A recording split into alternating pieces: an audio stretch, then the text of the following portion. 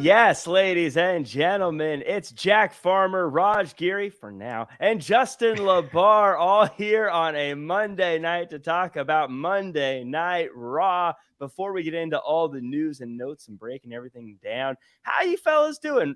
Justin, how was your weekend? Any fun notes? The weekend was good. I love this time of year, so weekend was good. No real complaints. Good times. And Raj, you had you've decided to go off and enjoy your summer, but you must have had a great weekend to get you thinking about taking some time off. This past weekend, my daughters, they're in a dance competition or a dance group. This past weekend, they were in Columbine, and I'd never actually. Columbine's very close to where we live.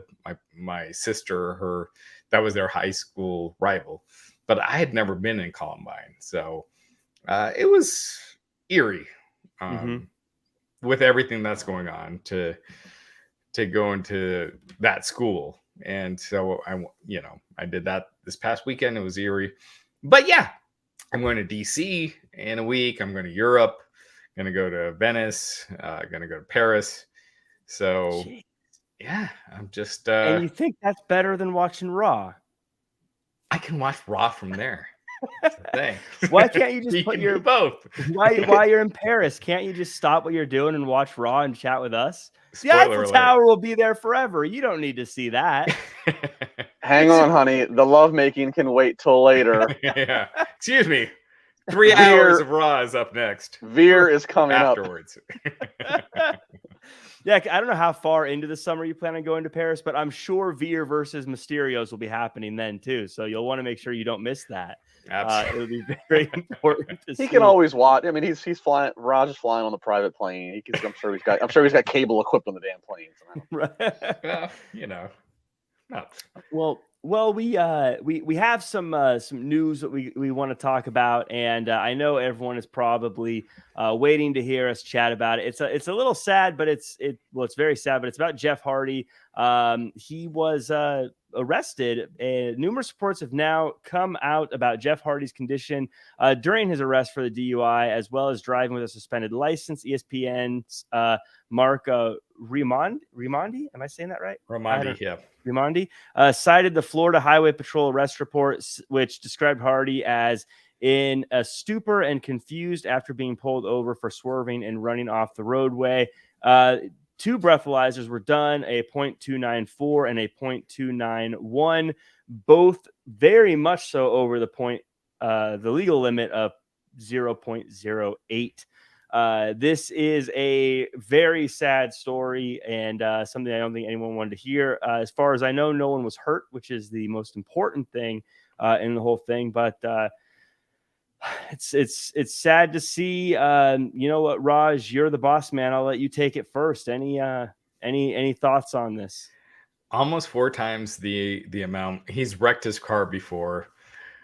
I'd be hard pressed to find someone that has had real negative things to say about Jeff Hardy as a person.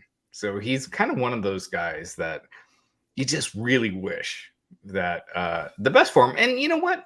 If he wants to have drinks and do whatever, that's fine. But once you're doing it in front of a car, you're putting others at risk.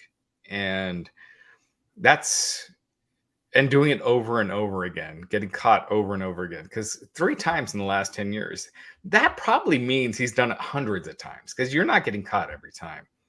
The number of times you're actually getting caught is a small fraction. The fact that he's been caught that many times, it's just, it's just tough, because he's a good dude.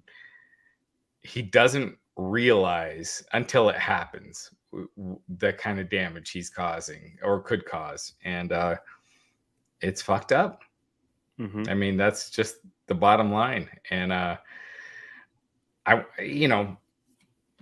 if he can handle his alcohol or not, as long as he's not driving, who cares?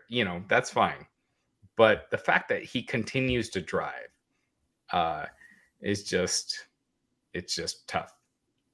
It's and Justin, you know, this is one of those things where it's a very layered situation. Obviously the guy no one should be drinking and driving, and it's obviously an issue he's had in the past. It's very, you know, addiction can be a tough thing, and I'm not going to state what he is or isn't, but it's a sad situation. It's a tough situation for us to break down in just a few sound bites, but one, hopefully he gets the help he needs. Two, good, no one's hurt. I don't really know what else to really say about it, but any thoughts? Or, you know, a couple weeks ago, I had no hesitation to speak about how frustrated and just disgusted I was with Tammy Sunny Stitch, and hers a little bit worse. Somebody did die in her alleged vehicle incident.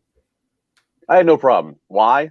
Because I already kind of had my mind made up, had for a long time, that I don't think she's a real good person. I think there's, from things that have been reported on in the news and actions, that she's just a questionable person with some of the decisions that she's made. You know, that's just my opinion. So I had no problem saying, here we go once again, Sunny. Somebody like when is enough? She needs to you know, pay her debt to society for, and to Raj's point is it is hard to be that aggressive for me. Jeff, I mean, when is enough? But it is hard because Jeff does continue to entertain us, and Jeff is a good dude. This is somebody, you know, I was just around a few weeks ago when we had him here in Pittsburgh, and I've been around him many times. He's had, you know, my daughter's had his time with him. Like, he's a cool dude. He is a good person. I don't think he's a bad person. I don't think he's out there to hurt anybody. I don't think it's ever in any malicious intent. But that said, to what Raj said, drink and do whatever you want to do. That's your prerogative. You have your life, your money. You can do whatever you want to do. But when the average Joe Schmo, who's not a millionaire, and Jeff Hardy is, when the average Joe Schmo with 2 taps of their phone and for $40-$50 at most can get a ride home from an app, I mean, what more is there to say? So I don't know. I think the latest in the story is a court date, I think Tuesday afternoon. So obviously we'll see what comes out of that. Wish the best for him. You really want the best for him, but I mean, I don't know what else to say. At what point do they say he's had too many chances? NYC Demon Diva in the chat here says, people around him are enabling him too. How do you let him drive around like that? He wasn't there alone. Yeah, that's where you know, friendship, you know, friends come in. And we also got a super chat here from Tox Kazim saying, 8 years sober. I pray for Jeff Hardy. Alcohol abuse is not a joke.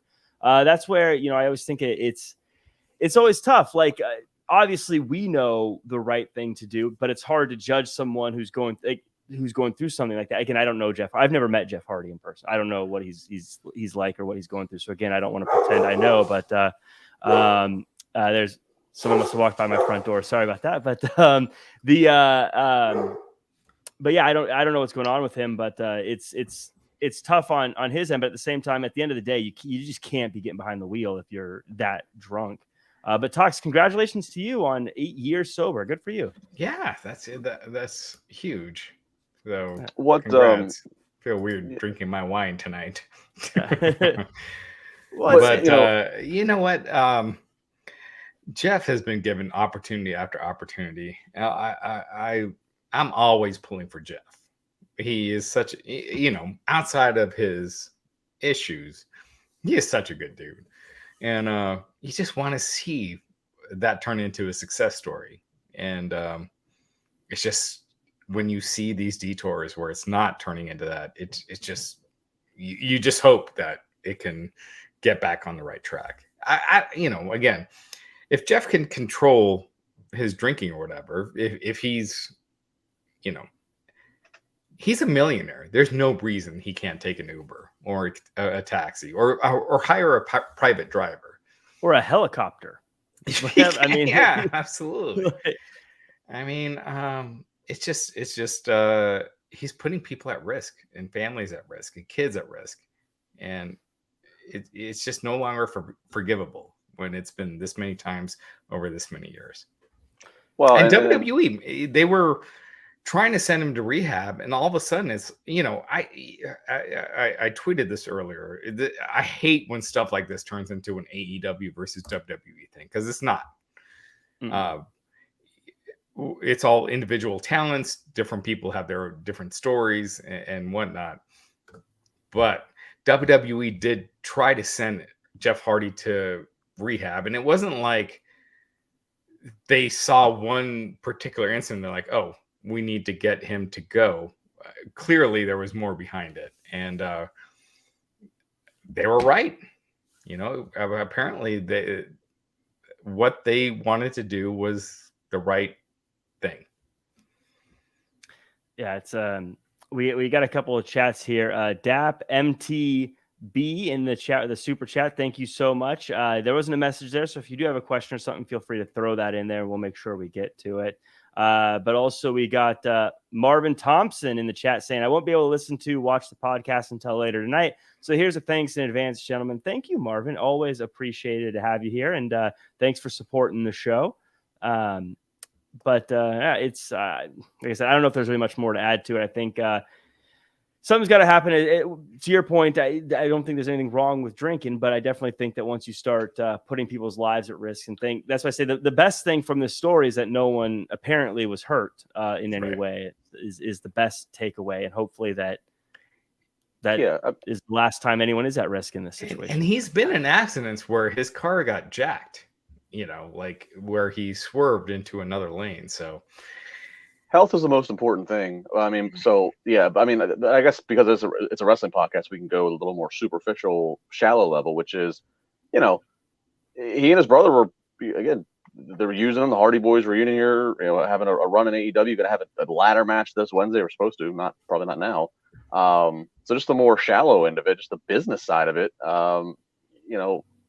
who knows what happens now? I mean, I don't know if Tony Khan's had precedent yet of somebody on the roster getting a DUI, much less, a repeat offender. So I don't know what the precedent is on Tony Khan's leash, if he lets Jeff go, if he suspends him, or what happens. But I mean, that's the other thing. It's not, you're affecting business. If now that match is canceled, you just affected other people that were supposed to be in that match and their livelihood this Wednesday, or you affected a run that you and your brother are going to have, one more time here. So, and that match was removed from their tweet previewing the episode. But if they go through with it, I just think it's a bad look. If they have Jeff Hardy wrestle this Wednesday, I think it's a bad look. I don't know how. I don't think they could. I mean, having him wrestle 24 hours off of a court date, off of a court hearing, of your however many it's been. I mean, but we've seen it before, so. This will be interesting in how AEW handles it, not just even this week, but just long term. Like, is there any type of whether or not they do any type of wellness policy after this, whether or not there's any type of follow up with this, if Jeff Hardy does just find his way back on TV, it'll be interesting to see how they handle it, regardless of what they do. Oh, sorry, go ahead. No, just that was it. Yeah, basically. When people would talk about AEW's honeymoon period, it really was 3 years. And people would be like, oh, they've been around 2 years and you're talking about a honeymoon period and whatever. But really, this has been the honeymoon period. Now you're starting to see them having to deal with real issues. They're having to deal with people's contracts coming up. They're having to deal with trying to keep talent from leaving. It's become a different game. It's going to be way more interesting. And now with Jeff Hardy, this is really the first time that you're really seeing that they're having to deal with the top star in that situation. And it's just a different story. Yeah, because to be fair, you're right. It's a top star. To be fair, it's not someone who it means nothing. Right. Like Jeff Hardy means something, and I know that this is bigger than that. And you got to separate the performer from the issue, but from a business, it's not nothing. You're not getting rid of no. It's a big deal. What were you gonna say, Justin? I was just gonna say it's the first time that the new car smell of AEW is gone. They're now dealing with the real. Now they're dealing with the real world, what it is to be a pro wrestling company, day in, day out, year in, year out. but yeah, this is the first time that they're having a top star that it's their letters attributed to them. It's their AEW letter that's on TMZ, and if you're on the cover of TMZ, it's normally not a good thing. No. But moving on from that, someone else someone's going to be taking some time away, or at least moving on to the next thing, is Paige, who announced on Twitter that she'll be stepping away from WWE or parting ways with WWE. Her contract is coming up with WWE July 17th, I believe, is the date. I actually don't have the article right here in front of me, but her and WWE are parting ways, and I don't know what's next for her. She said it, I believe on one of her Twitches, she said it was WWE has decided to not continue having her as part of WWE, which is a shame because I think that Paige is one of the most underrated people when it comes to the women's evolution. But Justin, any thoughts on maybe what's next? Or July 7th, I think Alicia's saying in the chat. My apologies. But Justin, any thoughts on Paige and her maybe next steps or anything regarding Paige? Well, yeah. First off, I mean, I remember being in New Orleans when she made her Raw debut. I mean, this is somebody who she's not even 30 yet, folks. She is such a big part of ushering in the current era of the women being, on par with the men, getting this, main eventing and getting as much time. She was right on the first part of that. And so, accomplished a lot young. She's still young. I mean, it's kind of, in some ways, it's kind of, she's somewhat fortunate that she's been under contract for as long as she had. Obviously, she's been medically disqualified for a couple of years by WWE at least. They put her on the Fox show for a little bit, and they had her as an authority figure. Right after they made her an authority figure was when the McMahons kind of took the show back. Mm-hmm. So that kind of did away with her as an authority figure. So she's, she really hasn't had much to do. So I mean, she's been getting paid the whole time. So I mean, that's good. I suspect though she might be another story like a Bryan Danielson, like an Edge, where we thought she was done, but maybe she does get medically cleared and maybe she is able. So I don't think I'd be surprised if I saw her step into a ring somewhere. AEW, I don't know where, but I don't think we've seen the last of her wrestle. And I just pulled up the article on Wrestling Inc. She said WCW decided not, or WCW, oh my geez, WWE has decided not to re-sign her in July 7th. Yeah, is the date there. Raj, like I said, I always felt like, the current women's wrestlers are so good and they get so much credit for being so talented and they deserve it all. But I've always felt that Paige was one of the people that really started ushering in that, like, the women's wrestling can hang with the men's wrestling, and at least starting that transition, that bridge there. Do you think she pops up somewhere? Do you have any thoughts on maybe where she could come up next? Do you think maybe she'll resign in just a few months or whatever? Do you have any insight? You know everything that's going on backstage. I don't know about her neck injury, but I do know that she is a superstar. I mean, there's a movie based on her. Mm-hmm. How many wrestlers can say that? The Rock has a movie where they're the producer based on her life, and you can go on Amazon Prime and find it. She has that charisma. She has that intangible. It sucks that her career was cut short, but I've always felt like there has been that role that is just missing.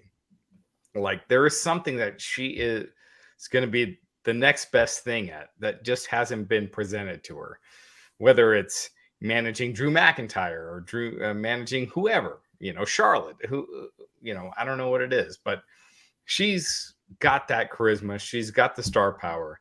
She's just not being utilized. And I think at some point she will be. And if WWE is not going to take advantage of that, I don't know if AEW will either, because they have way too many people. Samoa Joe was a big deal 6 weeks ago. He's nothing now. They bring in so many guys that it just means nothing in 2 weeks. So, again, I just see that there's something there. I don't know if it'll ever be utilized, but she is a superstar and I'd love to see it. Well, Raj, to that point, I mean, you're right. I mean, they have so many guys and girls AEW does, but I almost wonder, they're still seeing, as AEW continues to improve who is in their women's division. I mean, it's drastically different than it was 2 years ago, and different, and I think for the better. Maybe you bring somebody like her, and somebody who was literally born into the business. The joke is her mother was pregnant in the ring as a wrestler. Maybe you bring somebody in like her to help be the focus, but behind the scenes, in a booking capacity or what have you, an agent capacity that helps. That her only role, her priority every day is the women's division. And maybe help have a woman book the women's division. Yeah, and Justin, to your point, you're saying they've improved, but they're still stuck in the same spot. They're always stuck in that, third quarter in the second hour. The personnel has improved. They have who they have to choose from to use is better than what it was. Right, but it's still the same spots. Like they're maybe they need a Paige. They need somebody to, I know early on the word was that it was Omega that was booking it, and right. maybe there was some disconnect there of what was connecting to American audiences. I don't know if that's still the case, but I maybe have somebody like her. Because it really, with AEW, with Dynamite, it's the first 2 quarters and the last quarter. Those are the ones that matter. Everything else is kind of like just filling in the blanks. And until they start putting the women's division in those spots, they keep making it feel like less than. And I'd like to see it be more than. Yeah, I've always thought, to Justin's point, I think they definitely have all the talent there now in AEW. It's just, I always think it's consistency, because we don't really see the same people very regularly, except for like Jade Cargill now. Who's awesome. Yeah, and Britt Baker, who's awesome. They seem to get TV time regularly, but everyone else feels like they show up, they're on for a few weeks, and then they disappear into obscurity again. Abaddon, what was her name? Abaddon. Yeah. Yeah, I always think she's someone who I think gets your attention right away, but it feels like she comes out for Halloween and then right. like they put her away until the next Halloween, even though they build her up like she's this unstoppable character. And yeah, they have all these characters. Like even Chris Statlander is great, and then she's gone for a long time, and then she comes back for a little bit. I just think they need the consistency of having them on regularly so we can learn to care about these wrestlers. Right. And it's not just the women's division. I think in general, they have so many people now that Samoa Joe, how many matches has he had on Dynamite? Once, one I would probably count. Like they're bringing in all these people, but they don't really have spots for them. They're just crowding a crowded area. And I don't think it's necessarily enhancing the product. If Tony Khan relaunches ROH, which I think is a bad idea, I think there's no need for more pro wrestling and another pro wrestling league. I think it's going to fail, honestly. But if he does it, it automatically is a B league. And when you're the B product of a B league, it just there's no room for that right now, if that makes sense. Yeah, you're gonna get if you get relegated to B, okay, you're on the ROH side. No matter how prideful you might be of what ROH stands for and its legacy, or even if you're Samoa Joe and what you helped build ROH, in the deepest part of your soul, so he wants me over there, but I can't be part of the AEW thing. And the AEW thing is what's bigger. What if he's a Premier League guy. What if he's just building up his own like Premier League with relegation and promotion, and you've lost too many matches on Dynamite, you're getting relegated to Ring of Honor. Oh, Ring of Honor. You're relegated to ROH. Relegated to Ring of Honor. Yeah, say that phrase, relegated to Ring of Honor. Oh yeah, that really makes a sponsor want to buy into advertise. Relegated to the Ring of Honor thing. Hey, there's sponsors who maybe can't afford to be on Dynamite. Not everyone's like that metal in your lungs guy. You got to with all those advertising in your lungs. In your lungs. Oh man. Well, before we get moving on, I gotta say one more thing about the ROH thing. I thought you want to talk about the metal in your lungs guy. He has a cool jacket, which I've been trying to find. Yeah, actually does. The fact that I know what you're talking about says how good that jacket is. I want to be that guy. Yeah. He's a star. They should push him. There's a bunch of, I love you guys on the internet, obviously. Some of you fucking What a great way to dorks start. were giving me crap on not knowing CM Punk's entrance in ROH, whatever that Terminator 2 song was. It starts off Terminator 2 when it switches to whatever. But if you know that, chances are you're not getting laid often. Sorry. All right. No, what I was going to say is most people. I thought you were going to say chances are there's metal in your lungs. No. I'm going to beat that into the ground tonight. The new ROH, it's not going to have all that. So, all right. That's it. It's not going to have the Terminator music. That's I don't think so.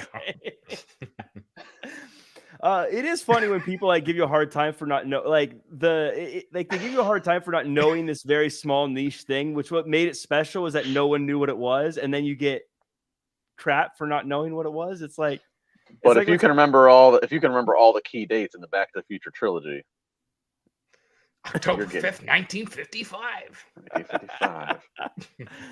October 5th, right? I don't know. No, it's November 5th. November 5th. All right. Sorry, guys. By the way, sorry about that. I didn't mean it. Oh, you're going out with a bang, Raj. If you can remember when Marty went to the alternate universe, you're just getting busy every night. And I love the trilogy, but I just the correlation you drew up there. Yeah, that would have been a good way to lead into our sponsors, but I already pulled up Jax's chat here. It says this doesn't feel like SummerSlam season at all, sadly. It's not SummerSlam season yet. That's Money in the Bank season. Yeah. And SummerSlam usually starts after the NBA and NHL finals. So Summerfest. Yeah, we still got some time. It'll get Dude, there. Cena's back, So I'm going to ask you guys in Laredo, Texas. I'm going to ask you guys this. Right, do you have Cena come back to build a theory, someone like that, or since you're doing a stadium show, do a marquee match like Cena versus Edge or Cena versus Orton or something that's going to sell tickets? No, you build theory because you do the thing with theory because we've been screaming for years that they don't build new stars. They're finally doing it with theory. Obviously, all of his booking's been huge. WrestleMania is huge. You do it. Yeah, maybe Cena versus Theory on the marquee doesn't sell several thousand short of what it would be if you sold Cena versus Edge. But if you do this now, you then are setting up to where Theory can be a marquee draw for stadium shows for years to come. We have to. We cannot. Besides, they have to save the marquee legend versus legend stuff for Saudi, and that's the truth. So in this case, domestically, where you're worried about just making sure you put on a good product and Peacock's already paying you, no, you build to the guy who has got the rocket ship up his ass.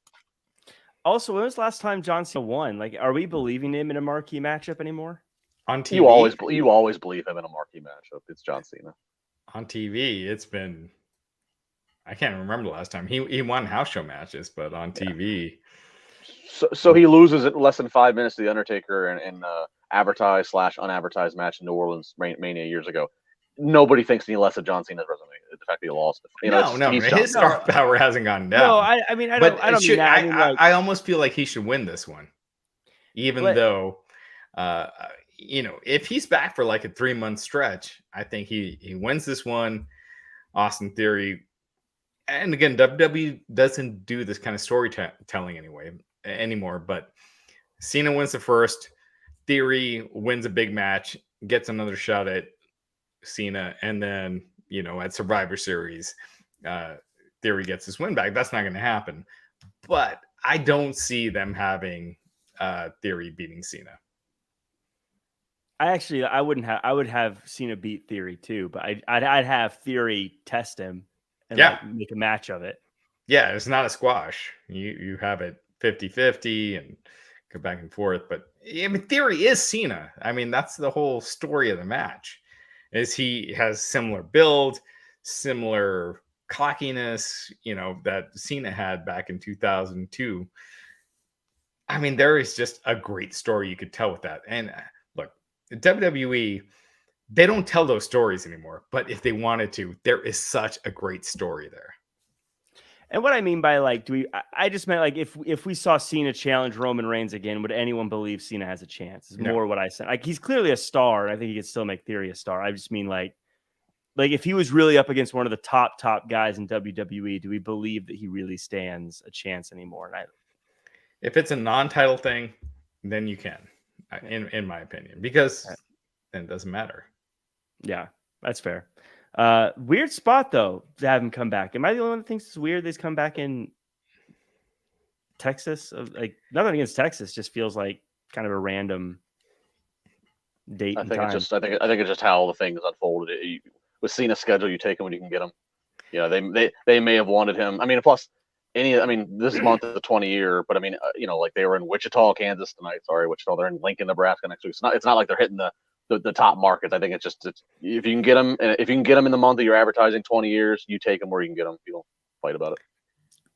And that's after Money in the Bank, right? Or is it right before? No, it's the weekend before.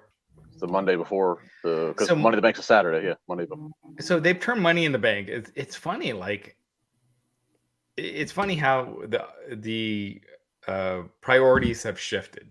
You know, back in the day, pay-per-view was the way to build, and you're not having Roman Reigns versus Riddle on a TV show. You're not going to have that on Superstars or Challenge. That's going to be on the pay-per-view.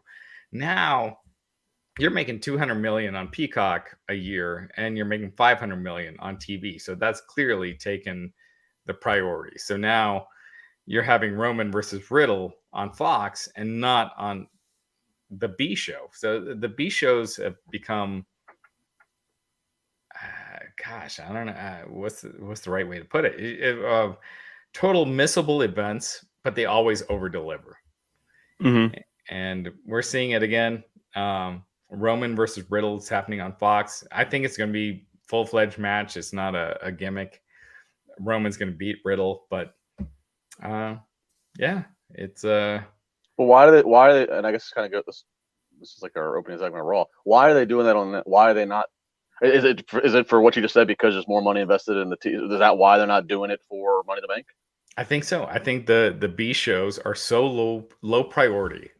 See, but I don't even look at Money in the Bank as a B. I mean, I've been saying this for years. I think Money in the Bank has moved itself into the top 4. I think Survivor Series, has been bumped to number 5. I mean, I think Money in the Bank's a big deal.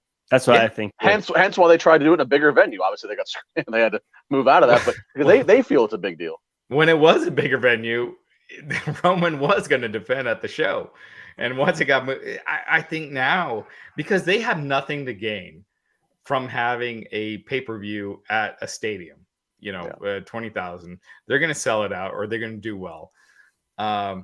Their whole thing now is to make money on these shows. They have to have it at a stadium, and that's why they're doing it on stadiums when they never did it back in the day. And and if they can't do it, Money in the Bank got. I mean, you see it firsthand. It got moved to a stadium, and they instantly got derailed to a B show.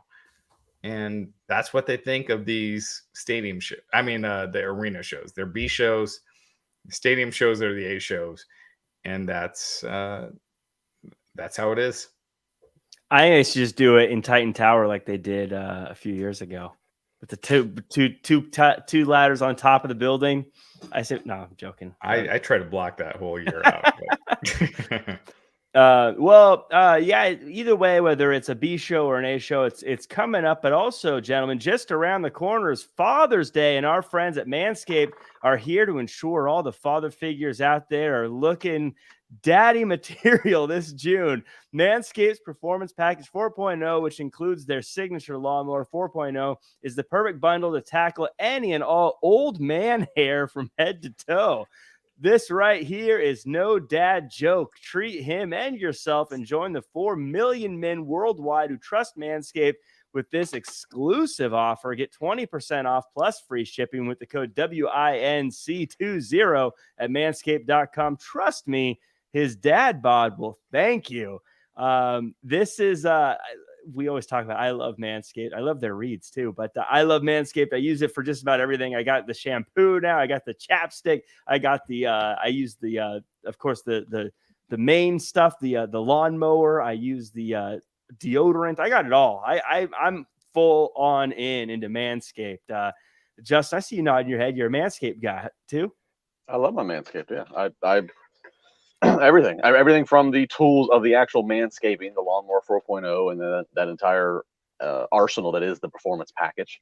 But then, like I said, I mean, they send us the shampoo and the body wash, and there is a signature scent that has. Love it. There's a cologne. The boxers. I mean, again, I know now we're going away from like actual manscaping to now how we display said manscaping. The boxers. I mean, they're my wife's favorite boxers that I have. She thinks that they look the best, they feel the best, they're comfortable. We're getting into warm weather, so you comfort and mobility and sweat and all the factors of the summertime. It's the best thing. It's the best thing. And then the travel bag. Everything I travel with is in the nice leather travel shaving kit.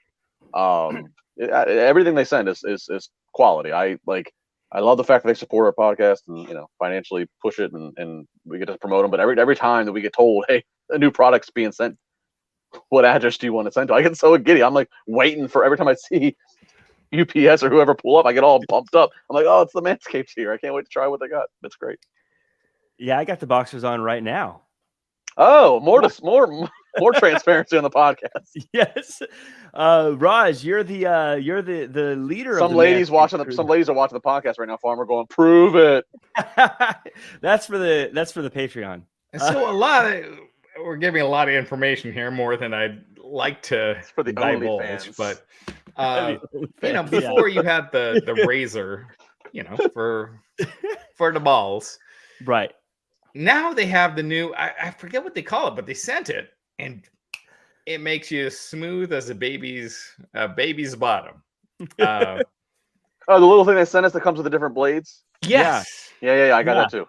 Yeah. So before you put it on, you put the exfoliating on, put that on, then you put the gel on, clean, and I'll say this.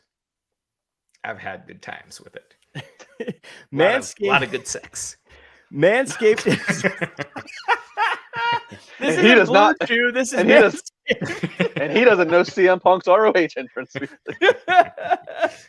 That's how you know. Where it's like, hey, my wife. I love to say this podcast, the one shelf of my medicine cabinet. Very, very, very smooth balls. So, yes. There we go. The one shelf of my medicine cabinet is quite like the timeline of like things to do. Like you have like your crop preserver, your ball deodorant. It's like an entire like timeline.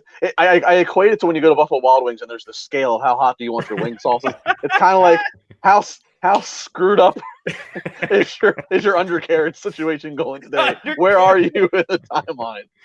Yeah. My goodness. Right. Manscaped is tasty designed balls. With fathers the end result. Don't blade yourself. Use the Lawnmower 4.0. The Performance Package 4.0 is here just in time for your Pop Special Day. Inside this package, you'll find the Lawnmower 4.0 trimmer, weed whacker, ear and nose hair trimmer, crop preserver, ball deodorant, crop reviver toner, performance boxer briefs, and a travel bag to hold his goodies. First off, let me start by saying the Lawnmower 4.0 will be the official MVP of Father's Day. Their 4th generation trimmer features a cutting-edge ceramic blade to reduce grooming accidents thanks to their advanced skin-safe technology. The Lawnmower 4.0 is waterproof and also has a 400K LED spotlight he needs for more precise shave. Does your dad have the same trimmer for his body and face? Let's throw that out the window and give him the upgrade he deserves. But wait, there's more. Manscaped just launched their brand new Boxers 2.0 that are, dare I say, the best boxers ever. Dare I do. We all know dads love their comfort. With summer just around the corner, the Boxers 2.0 are here to save every father from their uncomfortable heat. These new boxers are packed with revolutionary features, including the jewel pouch designed to cradle his boys in their own special space. This right here is a game changer. Whether he's mowing the lawn, taking out the trash, or golfing in the sun, these moisture-wicking boxers breathe without breaking a sweat. Dads, buy this for yourself. Sons, buy this for you and your dad. Ladies, buy this for your man. And dog daddies, you deserve this treat too. Get 20% off plus free shipping with the code WINC2.20 at manscaped.com. That's 20% off plus free shipping at manscaped.com, and use the code WINC20. Shake what your mama gave you? Nah, shake what your daddy gave you. George Carlin is turning over in his grave with the amount of euphemisms that we use to put this product over. But it is great. It is great. You can tell by like when we do this one how much we are really into it. Yeah, thanks. We should start talking about Raw now that we're 40 minutes into the show. Real quick, thanks for everyone watching. Like, comment, share, subscribe. That's a 15-minute conversation. That's a shout out Night One, Tuck Graff, Braxton Hughes, the Coog 97, AJ Sweeney, Alicia A, Rocky, JP, Bernie DC, Iron Med, Sky High, Dream Realm Studios, Mike D. Everyone, thank you so much for joining along. Let's talk about the show. Miz TV and Paul Heyman, they start the show, and basically this is a big remember what Money in the Bank is segment, and then they say, remember we're going to have Roman Reigns versus Riddle on SmackDown, and they make a stip that if Riddle loses, he never gets to challenge Roman Reigns again, and if he wins, he's the champion, which I think just kind of is part of the deal anyways. Afterwards, we get Jimmy Uso versus Montez Ford in a great match, but Jimmy gets a win here, which surprised me. Justin, the opening of this feels like it was really just a reminder, but Jimmy beating Montez, that shocked me. Yeah, that shocked me, but I still wrote down Montez continues. He just looks like such a star. He has such charisma. I feel bad for Angelo Dawkins because he's kind of, I feel like we're just inevitably Genetti in him. But yeah, but that was a good opening match, as it always is with Montez and any of the Usos. I like this though. I hate the brand split. It's stupid. It's still technically going on, but I like devoting an opening segment to promote what's going on as a main event for Friday. I just like that synergy. It is weird that Riddle can't challenge again if he loses, which he probably is. It's not like this is like his 10th challenge. This is his first, I believe. So that's a little interesting of why they decided to do that. But and then my other note too, I made a note. The Miz and Paul Heyman have been a part of WWE for so long. I mean, The Miz is easily one of the longest tenured full-time stars, if not the longest. Heyman's obviously been around off and on for 20 plus years. I was like, man, you never see them share airtime or screen time. And I was like, well, I guess not, because Heyman's always advocating for a heel, and Miz is always a great heel. So I thought that was interesting to see two of the best talkers in those two who rarely ever share a scene together, sharing a scene together tonight. Yeah, that was actually a highlight of the night for me, was just them in the ring together. But Raj, not a whole lot to take away from this, but I don't know, maybe you have some insight into what we saw? I mean, to Justin's point, I cannot remember Heyman and The Miz ever in a segment together. I don't know if they ever going back years.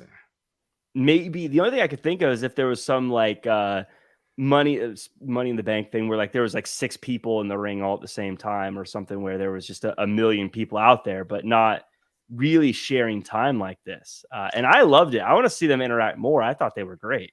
They're great. The rest of it, I didn't care.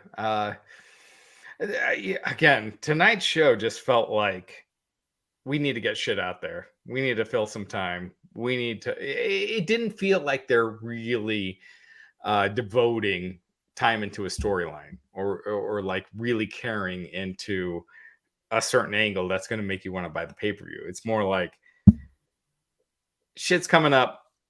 Let's throw this out there and let's go. So I don't know. I thought this whole episode was not bad, but it was a bore. Yeah, I was going to say to start the show, this felt like a 3-day weekend episode.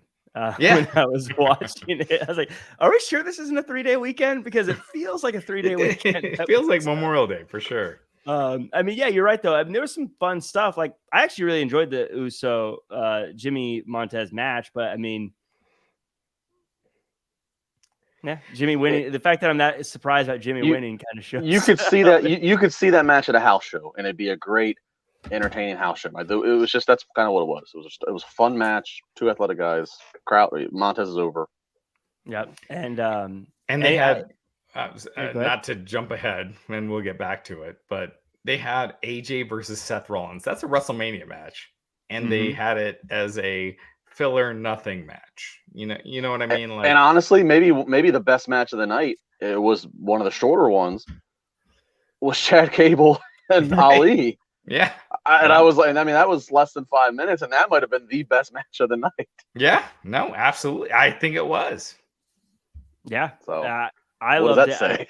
say? I mean, yeah, and we'll talk about it as we get near the end. But we had a quick sit down with Kevin Patrick, sitting down with Seth Rollins, and Seth Rollins basically says Cody's a virus, and he wants to win Money in the Bank. And I just wanted to put this backstage because I popped when AJ popped out of nowhere and hit him because it caught me so off guard. But I don't know anything. Raj, Seth Rollins, we'll talk about the match in a second, but I like the setup of this match, but this promo, but didn't feel like he said anything that we didn't already kind of suspect. Yeah. I mean, I guess I got nothing. I was listening to Bischoff's podcast. He does this podcast called Strictly Business, where he'll have, different people outside of wrestling basically coming on.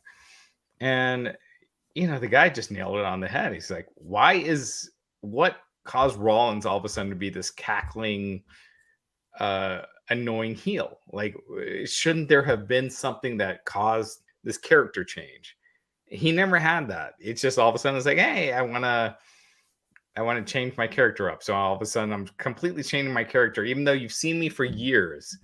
And now this is what I'm doing. I think Seth Rollins' character just sucks. It just doesn't feel natural. I watch Roman Reigns. He feels natural. I watch Brock Lesnar. He feels natural. Seth Rollins feels like completely acting the whole time. And it's just unnatural. It just sucks. And he's such a talented performer that it shouldn't be like that. So I agree, Rob. I agree. I said this months ago. I was like, oh, it feels like a Joker type of character, and then I think we started seeing more of that. And I agree. He's trying to like force the laugh, and he's trying to force crazy dance moves and facials, but he's done it enough. He's stuck with it, and like the people have called on to the music. I've just kind of accepted it. And I think a lot of it too is he's acting because prior to that, when he was just trying to be Seth Rollins, who's a really good athlete, or he was corporate Seth, or he was Shield Seth, like. The people bucked against him when they tried to make him go out there and be a babyface. They bucked against him and were heel. So I think this was just his way of kind of embracing. All right, let me just get weird. And even as weird, I think we could have made a case that last week before we turned on Cody, they could have shifted him and put him in a babyface light if they wanted to, and if they felt they need to fill that void with Cody now being out. But I agree, it's very manufactured. But the people do react, and at the end of the day, they are the barometer. The arenas do react to him. So. But to your point, Raj, I agree. This is a Mania match. This could be AJ versus Rollins. You still have 2 more weeks till Money in the Bank. I would have had the Rollins sit down tonight, had AJ attack him, but hold the match till next week. Hold the qualify. Like, get a week of advertising that match out to pop maybe a number. So I don't know why they felt the need they had to rush that tonight, because there's still a few more weeks until the actual Money in the Bank event. Or you have a couple matches early in the show where like these guys get to be in the Money in the Bank later in the night. I mean, this is a WrestleMania match, again, if this happened in AEW, that would be a dream match, but it was just a throwaway match on Raw, and it shouldn't be, in my opinion. Yeah, this is I think they're two of the best going right now as far as what they can do in the ring, and they're both established, credible wrestlers. So I agree, this could be a Mania match, or this could main event many shows if they had this matchup. But again, I feel like this is going to be an episode that's fairly forgotten quickly, so I don't know if it's that big of a deal. Dana Brooke defends. Vince has already forgotten about it. He's moved on. Yeah. Dana Brooke defended her 24/7 championship 2 times in a row against Becky Lynch. And basically Becky Lynch says she doesn't care about the title and she's angry and just wants to enter the Money in the Bank match. Now, Justin, I know that the 24/7 title isn't exactly a title that needs protecting, but this felt like they overthought Becky Lynch just saying she wants to be in the Money in the Bank match. Well, maybe this also felt like this was like a wink, wink, nod, nod to how much of a joke the 24/7 title is in the writer's room. we're gonna put Becky in this match, and she's gonna audibly on the microphone say how disrespectful this is and how she doesn't give a shit about it. To what Raj is saying, you would talk about like feeling forced and acting. I feel like Becky's like I feel like a couple years ago Becky was the most organic, natural thing happening when she transitioned into the man, and the famous episode she busted Nia, or Nia busted her open. Like, we've gone so far from that. Becky feels very forced. She's trying to do like a spinoff. I mean, I always hate to like. I'm not trying to like always make the performers a date, or in this case, are married, I guess at this point. Mm-hmm. But she feels like she's somewhat of a spinoff of Seth. Like, she's trying to dress real crazy and act real crazy. And it does, again, it feels. I'm like, this doesn't feel like. Just go back to being the badass who's gonna say what she wants to say, and it's got the spicy red hair and it's Irish ass kicker. Like, just go back. Yeah, I feel like we're very much removed from that, and big time Bex doesn't feel like anything that I want to see compared to what the man or some of the previous iterations were. Yeah, I feel like too with Becky, because I'm in agreement with you. I know she was one of those popular wrestlers going, and I feel like we all still want that. And I think for me, we talked about how why did Seth change? I feel like with Becky, it's why did she change? Like, we all loved her, and there was no real reason she became big time Bex. She just. I always wonder with that, Jack. Is that a business thing? Is that we can sell a new line of T-shirts? Can we sell a new line of action figures? If we change the look up, if we change the logo, if we change the catchphrase up. I always wonder with those things. It's the same thing with Alexa Bliss, with what we've talked about with the Lily doll. Like, there's always marketing motivations, I think, with that kind of stuff. She did want it.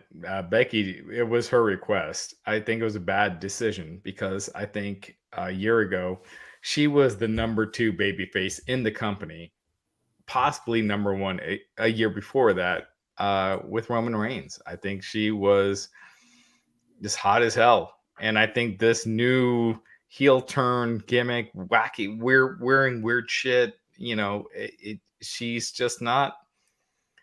It just feels like she's trying to be a character, whereas before she was that character and people bought into it. When her nose was busted open and she was talking smack, she felt real. I mean, it was the closest thing to a female Steve Austin that we've seen. She was awesome.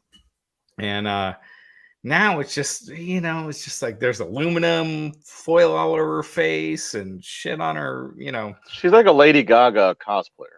Right. Yeah, absolutely. And it just, I don't know what the character is. What is your thing? Why did you change? There should have been a reason. When she's saying the fans turned on you, they never did. So that makes no sense, because they love it. They still cheer you. So right. Her and Edge have been hanging out. Right. Yeah, right. She was going to join the Judgment Day. They've been commiserating around the campfire. Right. I think if you're that's telling a good story, Justin, I've been watching Ozark. I'm on season 3. Are you done? Season 3. Oh, last episode. More to go. Amazing. Yeah. I love it. But everything makes sense. It's not like you have to fill in your own gaps. It's not like, like it's like, that's how wrestling should be. Like, everything should make sense ultimately. It's not like, oh, I watch New Japan, so I get this aspect of the story. It's like, no, you're watching, you have your show. That's why this is happening. Raw, Dynamite, whatever.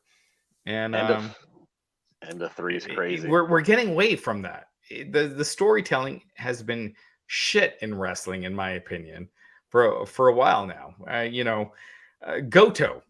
Goto is in the New Japan title picture. Why the fuck?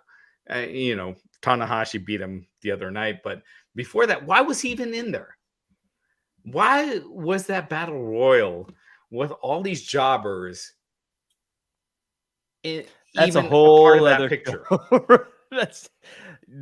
You're gonna need some. Raj, we're 54. We're 54 minutes in, and we're still in hour 1 of Raw. All right, we don't need to be talking about that. Right. I'll go to Ozark real quick. If you're at the end, so you saw the end of season 3?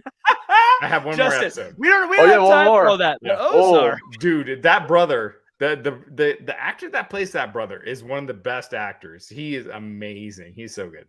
Wait, the brother of Laura Linney? Brother. Oh yeah, the brother. Yeah, he's so good. And his character legacy is a big part of season 4. I can't say that I love it, but wait till you see the last episode of season 3. The last episode. Oh, you're gonna be going. I'm on it. Yep. Don't say anything. Text me when you finish it. So then this happens, Raj, and but as we move on, we've got Alexa Bliss and Liv Can we talk about more drug smuggling? Why do we have to come back to Raw? Yeah, cartels. Better call Saul. And Raj, he looks like Omar Navarro. I always like to talk about Omar. That's what he said. You do. I mean, I know that's very. You do. I don't know. You look like Omar Navarro. It's because you've got that boss vibe to you. Different race, so it can't be racist. That's what I mean. It's a weird thing to say, but I every time I saw the actor, I was like, "That's Raj. It's Raj with a mean streak." Yeah. But a fuller beard too. He's a handsome guy. Whenever you get compared to someone on TV, just roll with it. That's what I do. Sounds good. They're on Ryan TV. Seacrest. I'll take that. I get that a lot, actually. You get that a lot. I do. I get that one a lot. That you one have Seacrest hair. Joel McHale, I get surprisingly a lot too. That's better than the bad guy on Ozark. Yeah, at least that's well, at least you're not like he's like a boss. At least you're not like some just henchman number 3. You're the damn cartel boss. It's not. Yeah. Oh, and wait till you see season 4. It's not Jimmy V. You're not. Ash, ASH, and Dewdrop. They fall short of becoming contenders in the Money in the Bank ladder match. Bliss pins Nikki. I made my notes. Is that interesting? Because they used to be friends. I don't know. Probably not. But Alexa Bliss and Liv Morgan are in the Money in the Bank. Justin, is that's the right call? Sure. Next. Raj. Next. I mean, I won't get to ask you this for a while potentially. So, what are your top 3 favorite Nikki ASH moments? Oh God. One, when she debuted, it's like, okay, Vince McMahon hates you. 2, she's such a sweet person. Like we've interviewed her at SummerSlam and other places. She is just. God, man, I want the best for her. This gimmick is not it. Clearly, this was her gimmick, though. She wanted this. She wanted it. Yeah, she pitched it. As weird as it is, if she just had a normal last name or like a superhero last name instead of the ASH thing, I feel like it would be much better. But the ASH thing kills me every time. When people tell me like, oh, so-and-so, Cody wanted to wrestle at Hell in a Cell. It's like, he doesn't own the promotion. Who gives a fuck if he wanted to wrestle at Hell in a Cell? Ultimately, it's WWE's decision. If she wants to do this crappy gimmick and someone wants to step in and say, no, you're not doing it, but whatever, she gets TV time. That's hard enough to get. So that's a good thing. Someone else who got a lot of TV time. Raj, what are your top 3 Lily moments? When they burned it. One, when she took out Shayna Baszler, clearly. Yeah, where the boxes are falling on her head. The wink actually is the number 1 spot. Come on. That's got to be number 1. No lie. I'll let you come up with number 2. My daughter, who was like 5 or 6 at the time, was in the room, like coming to say goodnight to me when they did the whole like Lily wink, like the doll wink, and like to this day she still talks about it. It freaked her out. The wink is probably the dumbest fucking thing I've ever seen. I was watching by myself. I think I verbally said, just kind of like to myself, "Oh no." When it happened, like, did they really do that? When they did the wink, that was a different level of, and they zoomed in, like, it's so bad. Yeah, well, the other one must have been when Lily was swinging by herself interviewing people. That was done with. You know what?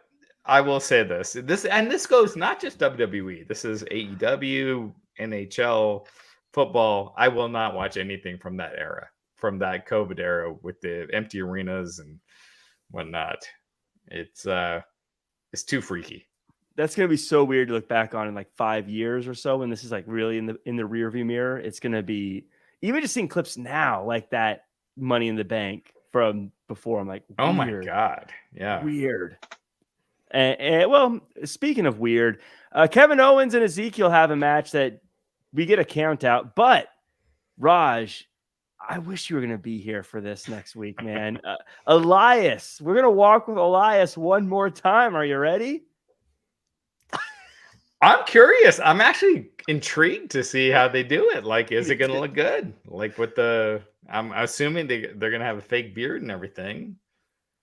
Justin, I don't know if this says anything about Raw, but I am more excited to see how they do Elias next week than I have been excited for Raw in a very long time. No, I'm looking forward to this too. Great. I mean, look, it's at its origin, it's a stupid story.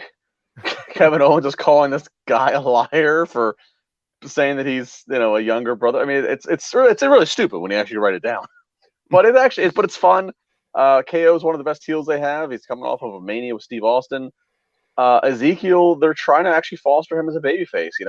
I know some say because of the look, he's ripped as hell, and he's, we're gonna get Zeked up. He's got a little bit of like a light Ultimate Warrior vibe to him. But so far the fans haven't shit on it. So yeah, I'm looking forward to how they do it too. Probably a fake beard and the fun they can have with this. It's kind of fun. I mean, the precedent sets. Mick Foley pulled off the 3 faces of Foley, and they did it well, and all 3 were ridiculous contradictions of each other. So this might be a fun new kind of phase of that. And I will say in this match too, I wrote it down. Again, if you didn't see the match or if you're looking for things to see based upon our recommendations, in this match, Ezekiel hits his flying knee that he does. Looked great, and then Kevin Owens took a hell of a bump.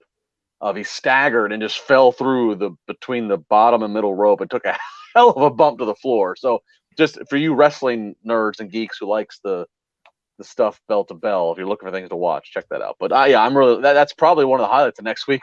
I want to see this Elias concert. Yeah, even just from how they pull it off, how they do it, I'm actually really excited about. I'm really interested in seeing this. You'll be in Paris. You don't get to watch it. You'll be in the one Italy, week I decide to get out of town. You'll be manscaped and loaded up on Blue Chew in Paris. You're not going to see smooth balls at the Eiffel Tower. Speaking of towers, Omos and MVP come out, and they say no good deed goes unpunished. Cedric, you tried to help us, now we're going to beat you up. MVP makes quick work of Cedric, and they make a claim for a spot in the Money in the Bank match. So I can't remember if they actually got it or if they just said they wanted it. Raj, did you know the Hurt Business broke up 1.5 years ago? They have gotten together about 7 or 8 times in that time. It's like, we're back together and we're done. I got a question for you. Who do you think with MVP, there are all these reports with MVP and Chris Jericho. Who wins that fight? I have no idea. Jericho's pretty tough. MVP, Brazilian, I think he's a black belt in jiu-jitsu. Yeah. I feel like MVP is probably more technically sound, but I feel like Jericho's a little more scrappy. I don't know. I mean, I want to say MVP, but Jericho has all these stories about beating up big dudes, so I don't know. MVP's he's not a small dude himself. I don't know, but I don't know. Jericho has this like allure of like scrappy, just. I feel like Jericho just has the balls. Like, I feel like Jericho, and I feel like Jericho would just kick you in the balls. Yeah, but MVP would fuck him up, I think. Yeah, I that's what I want to say. But if only MTV had Celebrity Deathmatch we had Mills Lane to referee it. The first ever Austin versus McMahon match was on that. What a great show! God, we need the youth of America will never know. I still have that shirt. That was a good show. That we should be covering Celebrity Deathmatch. That's what we should be doing. But we get, yeah. Anyways, I had to look up when they broke up the first time, January 2022, or no, it's 22. So 6 months ago, not a year and a half ago. But they've been broken up forever. Anyways, Rollins and AJ have their match at this point. It's a good one. Anything else you want to add to that one? Nope. You win this round, Jack Farmer.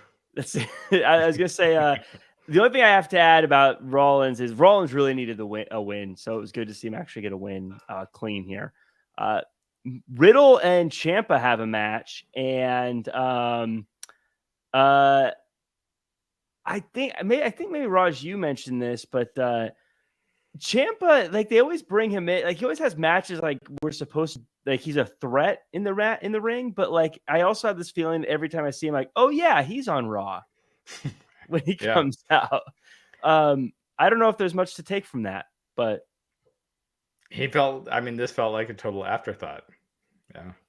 This is the kind of match, though, and Justin, maybe you can elaborate on it, is this feels like the kind of match, if you say, we got to fill time, I feel like give these guys 15 minutes and let them have a barn burner. I mean, Riddle's going to win, but fill time with these guys. Why not? This is a Champ is a case of we're moving this whole new direction of NXT. He doesn't fit. He's overstayed his welcome, but we're not going to cut him. So he's just floating around doing whatever on Raw. When people talk about Gargano, it's like, really? You think he'd be higher up than this?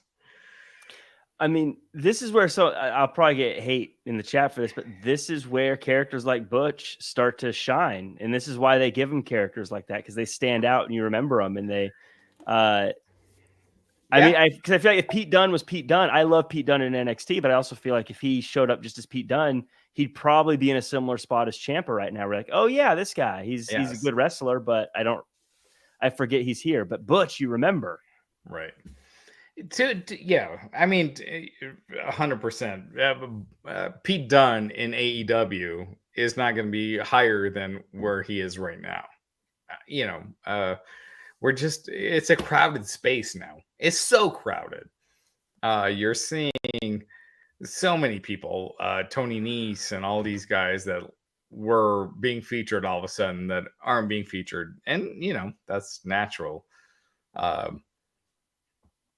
And what's a Tony Nese getting paid? Right. What are they being paid to? So you stay in our organization, right? I say if you're on TV in WWE, you're in like the top 1% of all pro wrestlers. Well, and you're making six figures. And not just that, dude. If you're MJF, if you're someone that could turn that TV time into something that's a character, that's where your money is.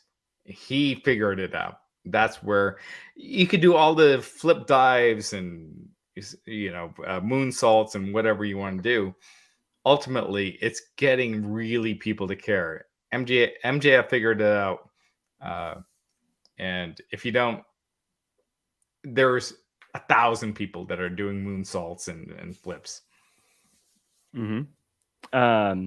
We got a couple of chats here real quick. Allison Tuckwab in the chat says, it sucks that Jeff Hardy can't stay straight with his demons, even with his brother with him. He's an older brother, Matt. I thought he would do better if he was with his brother, but it don't look that way. WWE or AEW doesn't matter. He messes up. Allison, thank you so much for the chat.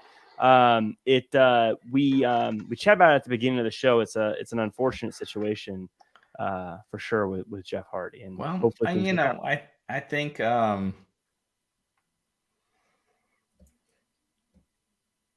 my thing, if he wants to have drinks, that's fine. Do what you want to do. Get a fucking Uber. Don't drive. Don't put people's lives at danger. You make more than enough money to where that should not be an issue. You should have a personal driver. I was gonna say don't even go to the bars or whatever with your own car. Uber there, so you don't have to get parking or whatever you're doing. Like, don't even do it don't even drive there. So it's not an issue of can I drive home? You've already made the decision, because once you've drank, it's too like you're not thinking clearly anyways. It's probably the problem. But again, I don't know. But if you do, fine. But don't put other people's lives at risk. Yeah. Super fan in the chat says AJ Styles has not won a meaningful match in months. 3 pay-per-view losses to Edge. Didn't beat him once. Lost tonight to Rollins. What are they doing with him? Yeah, he's lost some, but I think Seth's losses have been a bit more public, I guess is how I'd say. Like they're a little bit more obvious, his losses, where I think AJ's losses are kind of under the radar. You don't really think of him as necessarily losing all the time, where Rollins specifically hasn't been able to get matches at WrestleMania because he keeps losing. Lost 3 in a row to Cody. Like losing has been an issue for him as opposed to AJ, I think. AJ is at that level where if you want to push him to the main event spot, it's not going to take a giant leap of faith for people to accept that. It's going to happen. We are in a bad state, in my opinion, of WWE creative. And, you know, when people talk about ratings going down after WrestleMania, you have the NBA finals and everything, but that's not it. Because you look at a couple weeks ago when they didn't have the NBA finals against them, and it was still lower than what they were doing in March and April. WWE just takes a creative vacation in June, July until August. And I just feel like we're in that phase where it's like nothing inspired is happening. Nothing interesting is going on WWE TV. And I think we're going to see that probably till August, until Cena's back, really. So I guess the end of this month. I mean, to your point, the next segment, Bianca comes out and cuts a promo, and Rhea Ripley and Judgment Day are there. And I saw a report about this being a low ticket sales event, and it didn't necessarily bother me watching this. I didn't really notice, but during this promo, I don't know about you guys, and maybe Justin, you can speak on this, is I felt like during this segment, and I like everyone involved, but this segment felt dead silent in that arena. It felt almost awkwardly quiet during this. Was that just on my end, or did you notice that too? I don't know about silent, but I felt a lack of energy. I'm never crazy about the Judgment Day being done backstage, pre-tape backstage, made to look live. I think you do yourself better. Let their music hit. Let them just walk out to the ramp at least and cut that promo. That at least gets the people energized. They get to hear the music. They get to see them. And if you're doing it, if you're formatting it that way because they don't have Edge, and you don't have the trust in Finn, Rhea, and Damian to cut that promo live, which I can't imagine that's the thing. But if that's the thing, if that's the worry, then you have a whole bigger issue.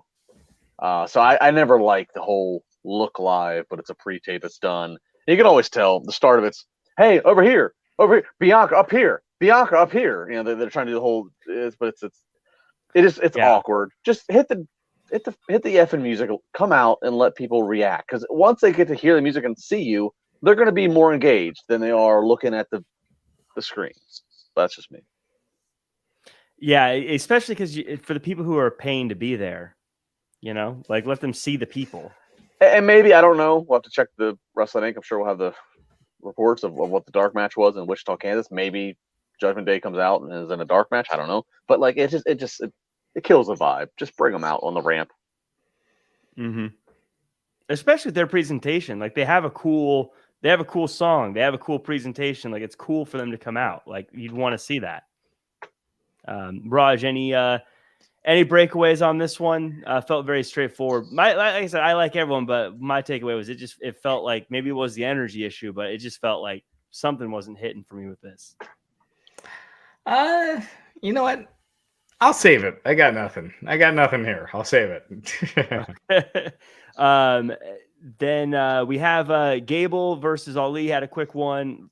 Lots of great wrestling. Assist from Otis. Gable gets a clean win here. Ali. Gable's gonna be a star. Yeah, Gable is figuring it out. And Obviously, WWE is catching on to him figuring it out. And this guy, he's an Olympic. He's a workhorse. He's physically a beast. He's not the biggest guy, but he's put together. But he's figured it out.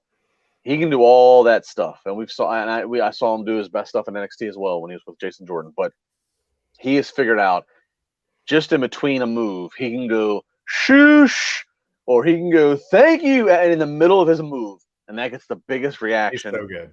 It's he's 36. That's right about peak. It's not the youngest man's game, but he's 36. He's in phenomenal shape. He might be, and then in the next year or two, he might be one of the real heels that they can try to exploit on their roster. The only thing that hurts him is the size. He has everything. He's short, but he has because the way his character is annoying. So being small almost plays into that a little bit. If he was a big guy that was annoying, it would feel weird. But him and Otis was a genius pairing. It really was. It's weird because Otis was a very charismatic guy. They kind of took it away. Otis was a great babyface. He was the Chris Farley babyface. Yeah. They stripped that of him. But yeah, it was weird. I say all the time, I think that WWE loves to do things to guys. We almost like take them out of their comfort zone or take away what made them special originally to see if they can, if they're more than just a one-trick pony. And I think they did that with Otis. And I think now Gable's found himself. And 36 is not old. I mean, AJ, I think it's like 45. No, it's not old. No, so Gable could continue to grow easily for another 5 years. That's 5 WrestleManias. That's a lot of time. And he still wouldn't be as old as AJ Styles is. So plenty of time for that guy. Veer destroyed Mysterio and Dom. Yay. He's been doing that longer than I've been waiting to talk about this tonight. This is finally my chance. Finally, we get to talk about Mysterio versus Veer. And then we gotta to get to the very, very end. We go home with a flex off, and I was watching this, Raj, and I just was thinking to myself, this is the weirdest way to end a show with 2 guys just doing a flex off. And I was trying to imagine if I invited my friend over to watch wrestling, like one of my lapsed friends, and we were watching it together. And I was like, yeah, this is how they're going to end the show. 2 guys flexing. Don't do it. It feels to me, and I'm a generally positive guy, but like I'm trying to feel like if I went to this show live, I'd be thinking I should go home early, from these shows. It feels like their last half hour is always such filler. It feels like that hour 3 start match. After that, go home, skip the traffic. Well, you had this was, I don't know if you guys saw this back in Royal Rumble 1988, Ultimate Warrior, Rick Rude, they did the superpose down. This was kind of a takeoff on that. And that was not the main event of that show, even in 88. So this being the last segment of the show just sucked. I thought it was terrible. Yeah. Yeah. Raw's flipped. Raw, we've talked about it. I think we have to just accept it. Raw has flipped the script. They no longer have a main event. If you are in the main event, you're in the opening segment. You're in the first hours where they put things they really care about. I mean, and Dynamite too. Dynamite is the first segment where you put your strongest segment. It's not the main event anymore. It's the first segment. It really isn't. It really isn't. Whatever's ending Raw, you're not in the main event spot. I mean, in a way, they ended with Theory standing tall, and Theory's probably gonna have a match against Cena. So like the last thing you saw is supposed to be important, but it's nothing that you can't catch on YouTube tomorrow. That's just not the way they structure the show anymore. I find it funny that Theory got the Garth Brooks microphone and Lashley didn't get a microphone. That's kind of funny to me. Garth Brooks microphone. He sounded good though. Yeah. I wonder if that's going to be a thing he does more often now. Come out with one of those things because it's annoying and it would fit what he's doing very well. especially and he throws on a country accent would be even better. I'll give you some. Yeah, I mean, honestly, it wasn't even It it wasn't even the necessary the segment. It's like, this is what we're ending with. This is but it doesn't matter. It doesn't matter. It does. You know what? No other TV show on earth would say, let's end with the least interesting thing. And like, could you imagine if Ozark always ended with the most boring part of the show? you'd never keep watching. But it's only an hour episode. This is 3 freaking hours. I've got to say this. You know, I love you guys. I love everyone in the chat. This is my last for a bit until the fall, at least. And I just watching these shows, it's like, man, this is just brutal. Like, there was nothing going on. There's no story moving forward. And I'm watching Ozark, and I'm watching Succession, and I'm watching The Boys, which I actually haven't started the new season yet, but I'm planning on it. All these shows, shit's moving forward. Every episode you watch, there's something going forward, and wrestling is not moving that way. And AEW too. I feel like it's stagnant. There's nothing very interesting happening, in my opinion. You know, Hangman Page and CM Punk, if that was interesting to you, great for you. But I thought it was just lame. It was boring. Anyway, that's I'm out after tonight for a while. Well, it's just, this is, I don't really know what else to add. Again, it's one of these things where it's a lot of stories that feel like they've either been drug on for so long, or that there's been no extra story beats. This was a very, like I said, if you miss this episode, you miss nothing, I think. Just a week to fill. But yeah. Raj, where are you going? You're gonna miss all this. Then we have one more segment, right? Or no? No, are we done? Look. The device I'm on is not charging. I have 4%. I have like 4% battery. So look, wrap the fuck up. Okay, I'm gonna get kicked off in a minute. So we're gonna wrap up. Well, shoot, we do got a few starred chats here. I got Allison Tuckwell real quick, says AEW and WWE Jeff Hardy screws up anyway. Brother or no brother, big brother Matt can even help him when he's there with him. So yeah, it's again, as we said earlier, Allison, we don't even know if Matt was at the event with him. Let's just chill out. It's just in general, the situation's a little unfortunate, but then Uber Jeff. Allison also says the match I wanted to watch, the Hardys versus the Bucks. Now I ain't gonna be able to see my dream match. I was waiting for that one. They had that, right? They've had it. They had it at the pay-per-view. The last pay-per-view. Yeah. Yep. There's that Double or Nothing. So you actually can check that one out if you'd like to, Allison. But I think that does it for us. It definitely does it for Justin's phone, and it definitely I'm at 3%. I'm at 2%. Oh, get ready to go. It definitely does it for Raj, who's over it all. He's ready to go to summer break. Make sure to follow at Justin LaBar, at Real Jack Farmer, at Raj Giri. Oh, what is it? The Raj Giri. And follow at Wrestling Inc. for all your news. NXT tomorrow, Dynamite, all that good stuff. We'll see you guys next time.